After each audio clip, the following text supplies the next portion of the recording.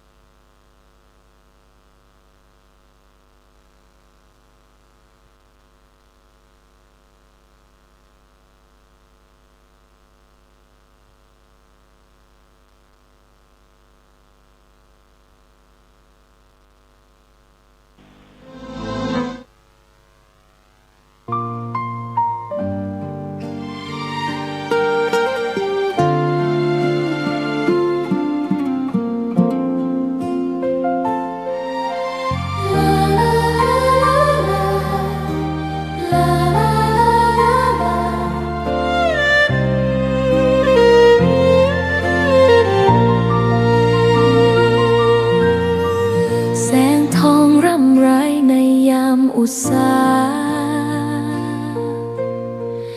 ยังเห็นพระเมตตาอยู่ทุกแห่งหน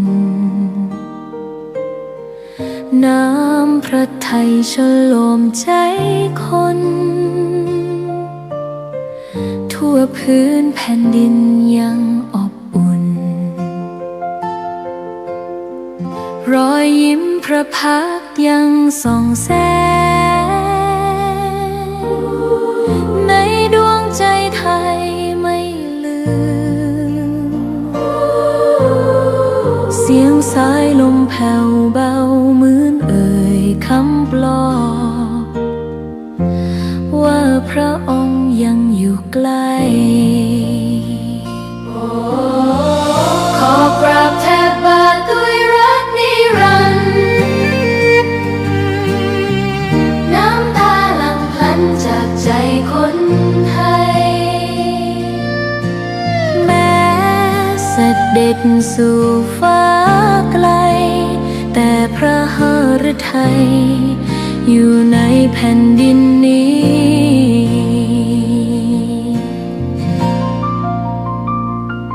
สวนดอกไม้ยังบานดังวันเก่าราวกับเจ้าดอกไม้รู้ว่าพระองค์จากไปแต่กลิ่นหอมยังพัดผ่านใจให้ระลึกถึงพระเมตตา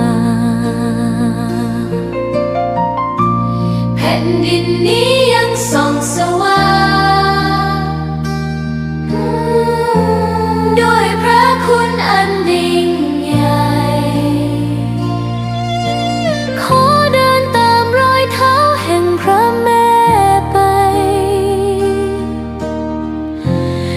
ด้วยศรัทธาไม่เสื่อมคลายขอกราบแทบบาทด้วยรักนิรันดร์น้ำตาหลั่งพลันจากใจคนไทยแม้เสด็จสู่ฟ้าไกลแต่พระหฤทัยอยู่ในแผ่นดินนี้ดวงใจไทยทุกดวงขอพักดีขอถวายรักนี้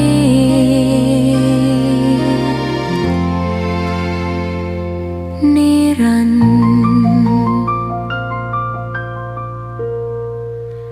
แด่พระพันปีหลวง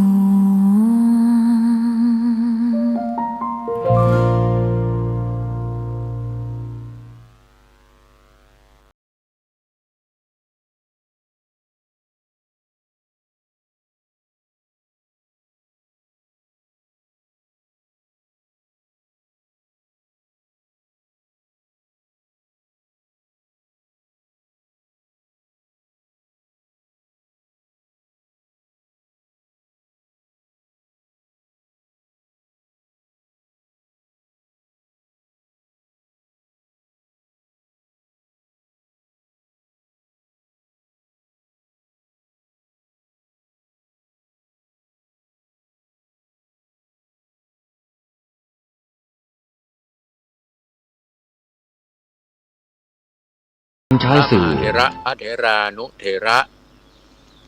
เจริญพรญาติโยมสาธุชนคนมีบุญทุกท่านที่ได้ติดตามรายการธรรมรับอรุณวันนี้อาตมาพระ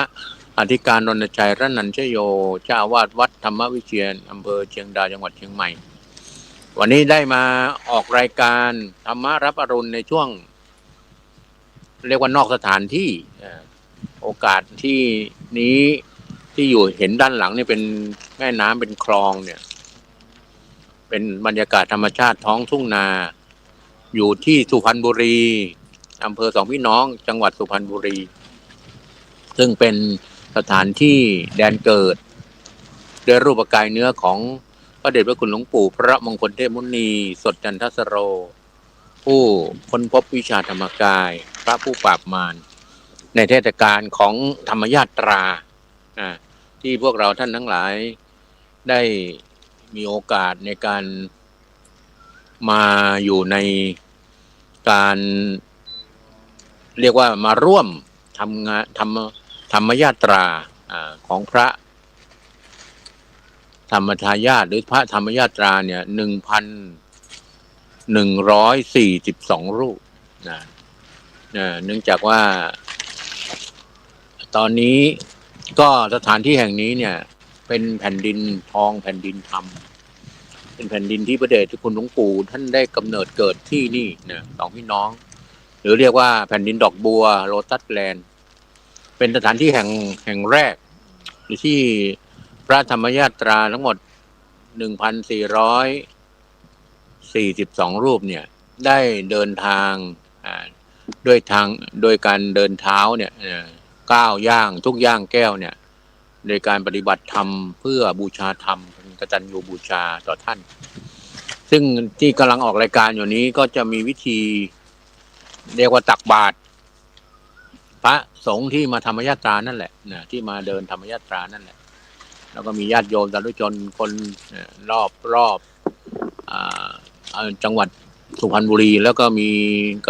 ารยานมิตรทั่วประเทศนะได้เดินทางมาเป็น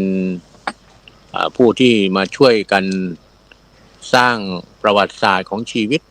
ปีนี้ก็เป็นปีที่14แล้วก็พระธรรมญาตราหลังจากวันนี้ได้บิณฑบาตเรียบร้อยแล้วเนี่ยก็จะเดินทางไปธรรมญาตราต่อที่จะเรียกว่าอนุสรณ์สถานแห่งที่สองแห่งที่สองนี่ก็คือคลองบางนางแท่นคลองบางนางแท่นซึ่งเป็นสถานที่ที่พระเดชพระคุณหลวงปู่นั้น เรียกว่าเกิดมโนปณิธานในการที่จะเป็นผู้ที่จะบวชเพื่อที่จะได้ทำพระนิพพานให้แจ้งแสวงบุญสร้างบารมีเนี่ยด้วยดำริที่มันเกิดขึ้นเนี่ยหรือเจตนามโนปณิธานที่มันเกิดขึ้นเนี่ยก็เพราะว่าในเหตุการณ์วันนั้นน่ะท่านเป็นพ่อค้าข้าวเป็นเด็กหนุ่มอายุ19เองนะกำลังล่องเรือเนี่ยแต่ว่ามันเกิดเหตุการณ์ว่าต้องผ่านคลองบางนางแท่นเนี่ย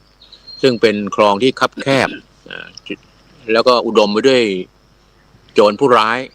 แล้วก็คลองก็คับแคบแล้วก็โจรผู้ร้ายก็ชุกชุมขณะเดียวกันเนี่ยการเป็นพ่อค้าข้าวที่จะต้องล่องเรือผ่านตรงนั้นเนี่ยมันจะต้องใช้กำลังกายกำลังใจที่มากมายทีเดียวท่านเองก็เป็นเรียกว่าเป็นพ่อค้าแล้วก็เป็นหัวหน้ามีลูกน้องเนี่ยจะไปให้ลูกน้องอยู่ตรงอะไรตรงที่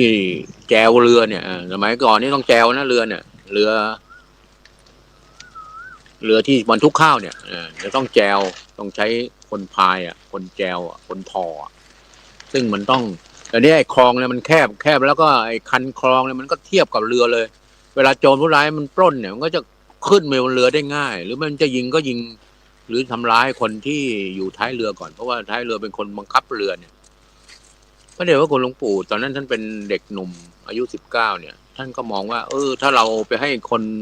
ที่เป็นลูกจ้างเราเนี่ยเขาไปอยู่ตรงนั้นเขาก็ต้องมาเสียชีวิตเพราะว่ามาทำงานกับเราเนี่ยซึ่งมีรายได้ก็ไม่ได้มากหรอกแต่ต้องเอาชีวิตมาทิ้งอยู่ที่หน้าที่การงานพอตั้งใจงั้นแล้วท่านก็ด้วยความสำนึกดีของท่านเนี่ยท่านก็ไปทำหน้าที่ถอเรือเองนะเราบอกวันนี้เราตั้งมโนวิธานว่าถ้าเกิดวันนี้รอดนะเราจะได้ไปบวชเมื่อไรถ้าเราได้บวชเนี่ยเราจะบวชตลอดชีวิตเรียกว่าบวชไปเรียกว่าอุทิศตนให้กับพระพุทธศาสนาเลยทีเดียวอันนี้ก็คือเจตนารมณ์มโนปณิธานนี่มันยิ่งใหญ่มากนะถ้ามองให้ดีก็หลวงพ่อธรรมชโยเนี่ยท่านมีเรียกว่าอุดมการณ์มโนปณิธานเดียวกันกับพระเดชพระคุณหลวงปู่เนี่ย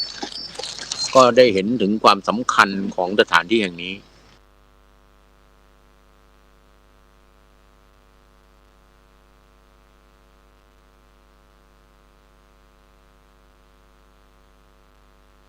ก็หลังจากที่วันนี้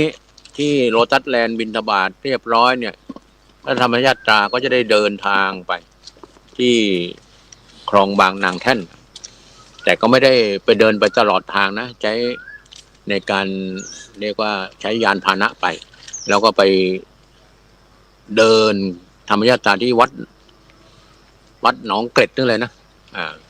แล้วก็เพื่อที่จะเข้าไปอยู่ในนั้นทำกิจกรรมสวดมนต์ปฏิบัติธรรมเดินคือการว่าธรรมยาตราเนี่ย ในความหมายของพวกเราอาจจะมองว่าพระเดินถือกรดแบกย่ามเป็นแถวเป็นแนวจริงๆแล้วหลักการก็คือหลวงพ่อธรรมชโยเนี่ยท่านบอกว่าเป็นการปฏิบัติธรรมแบบอริยบทการเดินเรียกว่าทุกย่างก้าวเป็นย่างแก้วหมายถึงว่าพระธรรมยาตราทุกรูปเนี่ยท่านจะเอาใจจดที่ศูนย์กลางกายฐานที่7แล้วก็กำหนดการกำหนดของท่านจะเป็นกำหนดดวงแก้วองค์พระหรือแม่ก็กำหนดหลวงปู่นั่นแหละ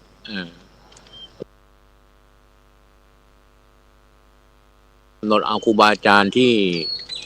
ตนเองนับถือเนี่ยมีศรัทธาเนี่ยโดยเฉพาะหมู่คณะเราก็เป็นพระเดชพระคุณหลวงปู่เนี่ยเอาไว้ที่ศูนย์กลางกายแล้วก็เดินไปด้วยจิตที่มั่นคงก้าวย่างอย่างมีสติทุกขั้นตอนทุกลมหายใจเข้าออกนี่คือสิ่งที่ความตั้งใจที่หลวงพ่อท่านพยายามที่จะอบรมบ่มเพาะนิสัยให้กับพระธรรมยาตรามาเป็นเวลา14 ปีแล้ว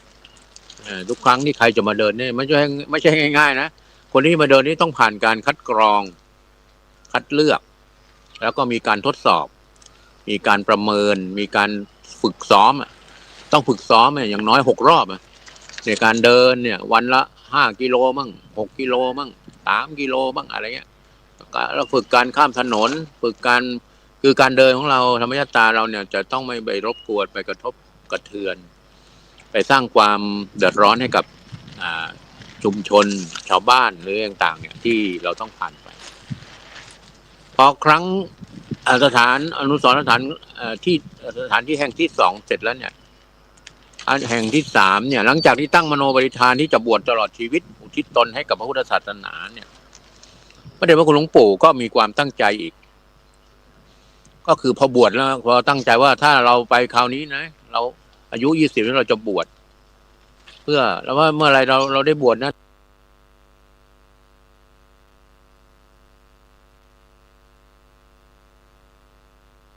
ทำภารกิจนี้เสร็จภารกิจที่คือดูแลพ่อแม่ไม่ให้เดือด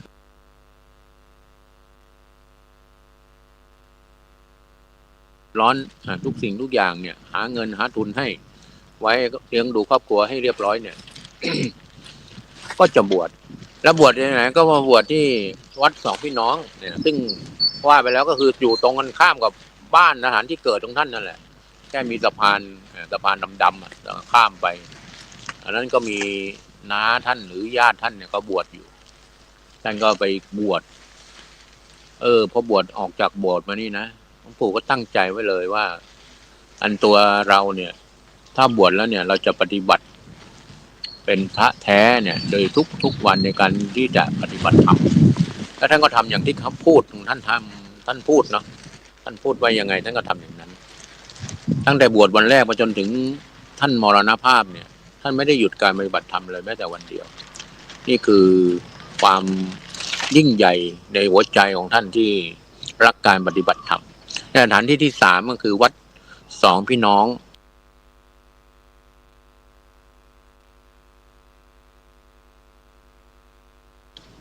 เป็นอนุสรณ์สถาน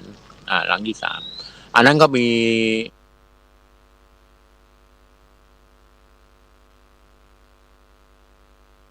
ในอุโบสถนั้นก็จะมีหลวงปู่ทองคำปั้นไว้1องค์หนัก1ตันเช่นเดียวกันเอาไว้ให้ญาติโยมสาธุชนคนทั้งหลายได้มากราบมาไหว้มาบูชาพระผู้ปรับมารแล้วก็สถานที่3ที่3วัดสองพี่น้องนะที่4นี้จะเป็นที่วัดโบสถ์บนบางคูเวียงนะวัดโบสถ์บนนี่อยู่นนทบุรีเนี่ยอันนั้นเป็นที่ท่านได้ปฏิบัติตั้งแต่วันแรกแล้วก็ปฏิบัติจริงๆจังๆเลยนะตอนนั้นพรรษาท่านประมาณสักพรรษาที่12ท่านก็ตั้งกายตรงดำรงสติมั่นแล้วก็ค้นเข้าไปในตัวเองเพื่อหาทางบรรลุ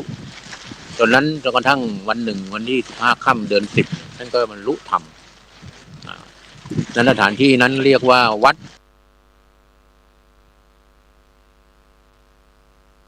โบสถ์บนบางคูเวียงซึ่งท่านเอาชีวิตเป็นเดิมพันในการที่จะเข้าถึงธรรมะของพระสัมมาสัมพุทธเจ้าพระธรรมกายอันนี้อยากจะบอกว่าในแต่ละสถานที่ของท่านนั้นสำคัญเหลือเกินเป็นสถานที่ที่ยิ่งใหญ่แล้วก็ที่นั่นก็จะมีพระรูปปั้นรูปเหมือนท่านด้วยทองคำเนี่ยอีก1องค์ต่อไปก็คือหลังจากที่บรรลุธรรมเข้าถึงแล้วท่านก็ได้มาคิดอยู่ในใจว่าถ้าเรารู้เราคนเดียวเนี่ยมันก็ไม่ได้นะจะต้องมีตัดเรียกว่ามีพยานรู้เห็นถ้าเรารู้คนเดียวมันรู้คนเดียวเนี่ยมันก็จะเหมือนว่าของจริงอย่างนี้ของดีอย่างนี้ของแท้อย่างนี้เนี่ยมันจะต้องมีคนเรียกว่าต้องเข้าถึงได้สิท่านก็บอกว่ามันยากบางทีมันก็มองให้ดีก็เหมือนไม่ยากนะมันก็เหมือนยากแล้วก็เหมือนไม่ยากกันเดียวกันเพราะการปฏิบัติดูเหมือนยากแต่ว่าพอเราอยู่ในจุดพอดีแล้วจุดกลางสายกลางดำเนินไปเนี่ยมันก็จะไม่ยากแล้วท่านก็เลยมองเข้าไปข้างในตัวเองก็ได้เห็นว่ามีผู้ที่จะสามารถรู้เห็นได้ตามท่านเนี่ยอยู่ที่วัดบางปลาวัดบางปลาก็เลยเป็นสถานที่ที่5นะอันนี้ที่4และที่5ก็วัดบางปลาเป็นสถานที่ที่เหมือนท่านได้มาเผยแผ่ได้เอาวิชาธรรมกายนั้นไปเผยแผ่ก็ได้มีพระภิกษุ3รูป โยม4 ท่านพระภิกษุ3 รูปนะโยม4 ท่านก็ได้บรรลุเข้าถึงพระธรรมกายในนั้นหนึ่งในนั้นก็เหมือนพระภิกษุสังวาลตอนนี้ท่านก็ได้ไปอยู่ที่วัดผาติการามนะก็มีหลักฐานมีร่องรอยพระภิกษุสังวาลก็ถ้าเปรียบมาในสมัยพุทธกาลก็น่าจะเป็นพระอัญญาโกฏัญญะนะที่เป็นผู้บรรลุพระธรรมกายเป็นพยานรู้เห็นเดินตามเส้นทางของหลวงปู่ได้ก็เป็นสถานที่ที่5ส่วนสถานที่ที่6สถานที่ว่าที่6เนี่ยก็คือสถานที่เผยแผ่ที่วัดบางปลาเสร็จแล้วนะสถานที่ที่ไปขยายวิชาธรรมกายก็คือสถานที่ที่6ก็คือวัดปักน้ำที่หลวงปู่ท่านไปเป็นเจ้าอาวาสนะอยู่ที่นั่นโอ้ท่านก็ต้องไปเรียกว่าทำงานให้การคณะสงฆ์ให้กับเรียกว่าพระพุทธศาสนาหรือคณะสงฆ์เนี่ยก็ได้เจริญรุ่งเรืองด้วยสมัยของหลวงปู่เหมือนกันวัดปากน้ำมีพระเป็นพันเลยนะปฏิบัติวิชาธรรมกายทำเป็นโรงงานทำวิชาจนกระทั่งได้มีศิษย์เอกของท่านคือคุณยายนั่นแหละนะแล้วก็เลยได้ไปต่อที่วัดไปสร้างวัดพระธรรมกายเป็นผู้สืบสารเป็นสถานที่สืบสารเป็นสถานที่ที่7คือวัดพระธรรมกายนะที่อาตมาเล่ามานี่ก็หมายความว่าตอนนี้อยู่ในเดือนมกราคมตั้งแต่วันที่2ถึงวันที่31มกราคมเนี่ย